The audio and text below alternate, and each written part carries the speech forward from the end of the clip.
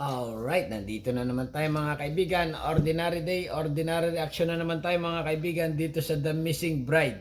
Okay? Itong Missing Bride mga kaibigan ay nakita na po natin. Okay? Ngayon, ang pag-uusapan natin ay yung hula hoop na nangyari dito sa Missing Bride. Ang hula ni Jay Costara na ayon sa mga netizen ay palpak daw mga kaibigan.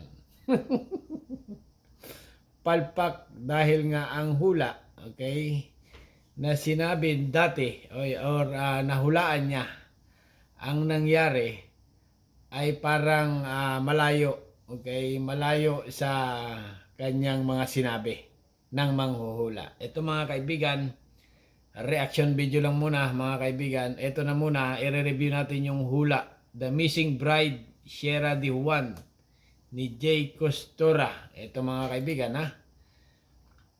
Sa kanila, kasi malinaw walang tao dito sa cards, no? First set of the cards. So, malinaw na ipipilit na may third party issues dito. Pero malinaw din sa barahan na talagang kusa ang pag-alis niya. No, this is something to do na she's prepared. And I also see right here na medyo nahirapan siya before, according kay Mga Kuya, sa kaibigan, ang relationship hula dati. Okay? Continue pa.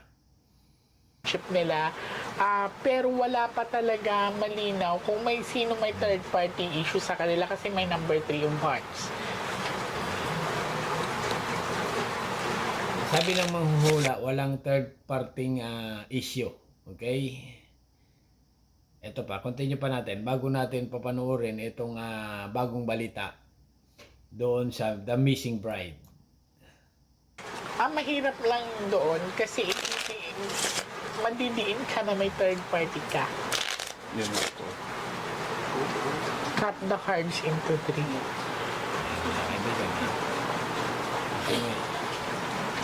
Handa ka ba sa ipapakita ng mga baraha? Opo. Pag may dalawang jack or dalawang king, ibig sabihin,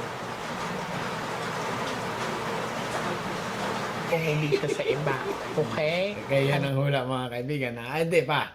Ibig sabihin ay pag may lumabas na baraha na dalawang jack ay may lalaki. Okay? Na po ba kayo, nanay? Okay. Ang importante dito, wag lang lumabas ang bad luck card kasi ang bad luck card, that's a sign of a death card. So may pagbiyahe pa akong nakita, as in literally bumiyahe talaga siya. So Okay talaga kasi nga kita mo sa CCTV. Okay mga kaibigan, nakita sa CCTV na sumakay ng jeep. Kaya talagang itong manghula ay medyo okay. Okay yung kanyang kasi nga napanood siguro niya sa news. So, continue lang. nagtatalo ang isipan niya. Ngayon nahihirapan siya bumalik. It's because nag-trending siya. Hirapan siya bumalik ka dyan. Cut the cards into 3. Mag-pray ka na lumabas ang Ace of Hearts. Nahihirapan daw siyang bumalik kasi nag-trending siya. Ibig sabihin continue lang. Continue lang mga kaibigan. Kuha ka ng 9 cards of total. Pwede pong sama-sama Alagay mo lang dito. ito. Ito mga kaibigan, inuulit ko lang yung ni-review ko before na ito nga ang pinanood, ito nga nag-trending na ito, yung mga hula nga. Hinulaan itong The Missing Bride, talagang palpak daw talaga, sabi ng mga netizen. Ano bang palpak dito? Malalaman natin.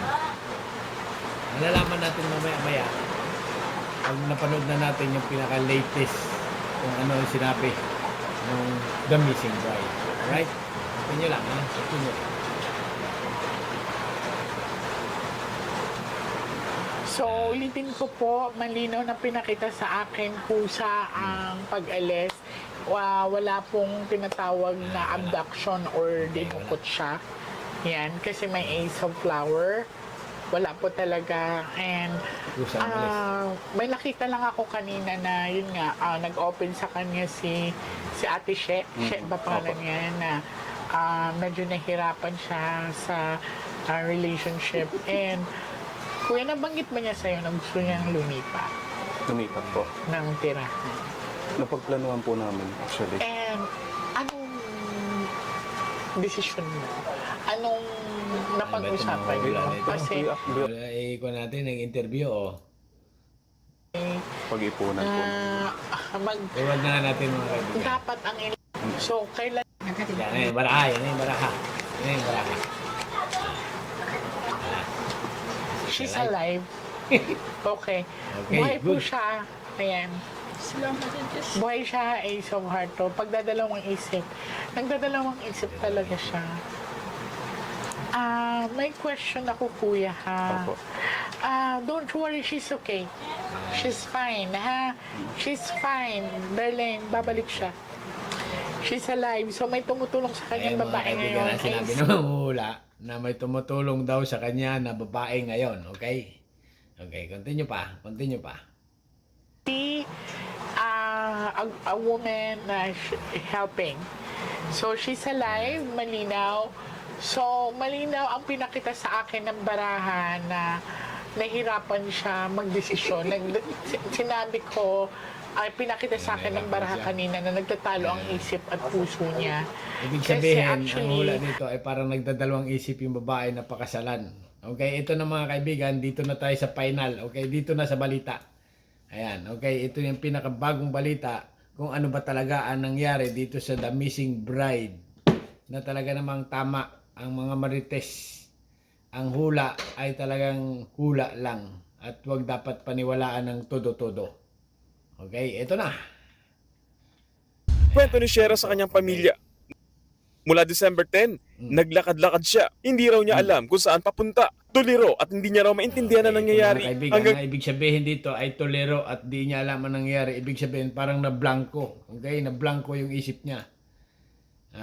tuliro at hindi niya raw maintindihan na nangyayari. Hanggang sumakay raw siya ng bus, Bus Papangasinan. Doon daw siya naglakad hanggang sa nakilala ng isang rider. Mistulang palaboy na raw si Shera at pagod na pagod Kaya sa mga paglalakad. kaibigan, na maliwanag dito na si Shera ay parang na-blanco. Okay, na-blanco sa kanyang pag-iisip at nakita nga ng lalaki. Okay, lalaking rider mga kaibigan ha. Agad pumunta sa QCPD station ng pamilya ni Shera para i-report na nakita na ito ng isang rider sa Sison, Pangasinan. Parang sabog na yung ano niya, yung Ibig sabihin, buhok niya, ito ay sabog. naglalakad ng mga kaibigan nung nakita siya, parang tuliro, blanco ang isip. Lalaki ang tumawag dito sa pulis at ito yung ini-report. Alright? Ibig sabihin, yung hula naman kanina ay may tumulong na babae. Sabi nung manghuhula. At nagdadalawang isip daw. Okay, ito na nga ang balita. Na nirelease na ngayon lang, mainit-init pa, na blanco yung utak ng babae. Ngayon, ang ginawa sa kanya nung tinurn over siya sa barangay. Hindi niya alam kung saan siya papunta. Kasi isipin mo naman na ang tagal na po. Hinanap namin December 10 pa. Nawawala siya hanggang umabot ng Pasko. Wala pa rin. Kailangan magpahinga siya kasi ang daming dumaan sa kanya na problema. Kung saan ba, stress ba, sir? Nagpapasalamat ako sa inyo na ito yung gift niyo sa amin bagong Naudlot na kasal.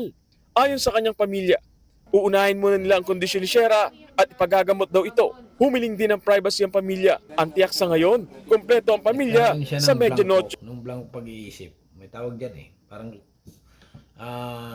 na-stress ng todo. Okay? Na-stress ng todo itong babae. Kaya lang panoorin nyo na ito ng buong buo kung anong sinabi ng pamilya ng missing bride. Ayun na nga. Parang na-blanco yung isip ng babae, sumakay kahit naligaw na hindi niya alam. Wala kasi siyang cellphone, hindi niya alam. Viral siya. Wasak-wasak. Pero wala ang tumulong lang talaga. Rider lang. Nakita siya naglalakad. Pero dito sa mga hula na ito, ayan Gusto niya sanang ang dami niyang plano, kuya. Ang dami po namin Na-pressure siya sa'yo. Na-pressure siya sa sitwasyon na feeling niya nagmamadali. Na alam mo yung tipong gusto niya maayos muna kayo. Malinaw po na pinakita sa baraha kasi kung may number 3 of hearts dyan, sasabihin ko talaga sa'yo na may third party ka. Pero ito wala po. May tumutulong sa kanya ngayon. I see a place of It's something to do with Pangasinan and Baguio. Siyempre, nandun ang way eh. Mga ganong lugar. Pangasinan talaga. Basta she's alive right now and ayun nga, nahihirapan siyang bumalik. It's because of siguro may nakapagsabi sa kanya na trending siya. Sabi natin, hindi nga niya alam eh. Actually, mother, na ano siya, nabigat na, naguluhan siya. Na feeling niya masyadong mabilis ang Pero kung pangyayari. itong manghuhula nito, ayos na sana eh. Pero kung sinabi nitong manghula, ako ay,